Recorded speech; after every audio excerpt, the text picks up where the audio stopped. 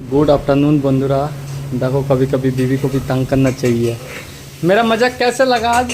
মাথা গরম করে না, একদম এখান থেকে যাও। ভাত তরকারি তিন ভাগে তরকারি রান্না করেছি, ভাত উপর দেওয়া রয়েছে, এসে মাত্র পানি করে আটা করো, এই ছাতা রান্না করো এখন।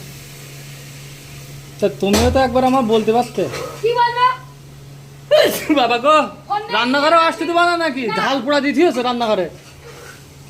দুনিয়া রান্না হয়ে গেছে, এখন না লুচি খেতে ইচ্ছা হচ্ছে দুপুরবেলা। আজ সানডে তো তাই। ভালো হয়েছে, এখানে যাও।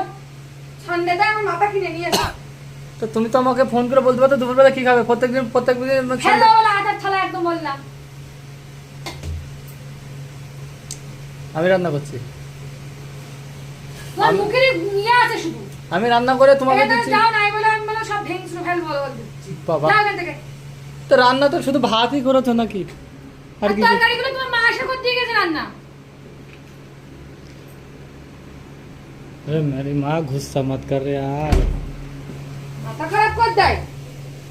ঠিক আছে আজকের মতো বানিয়ে দাও, আমি আর খাওয়ার জন্য জেদ করছি না, ঠিক আছে? তুমি আজকের কোনোদিন মতো। খাওয়ার জন্য জেদ করো না, এনে এনে হাজির করে দিয়ে তুমি চলে যাও। আচ্ছা থাকবে সরো ঘরে? এখান থেকে, তারপর জাতি বলেছি বলে বল দিলাম ফোন নিয়ে।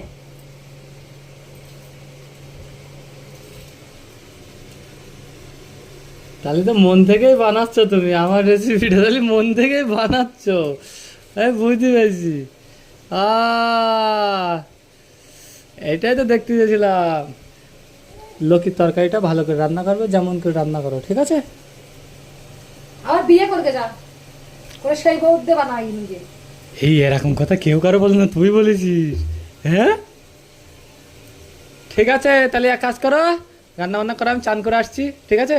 লক্ষ্মীর তরকারিটা আর লুচিটা ভালো করে ফুলাবে, ঠিক আছে? বাই।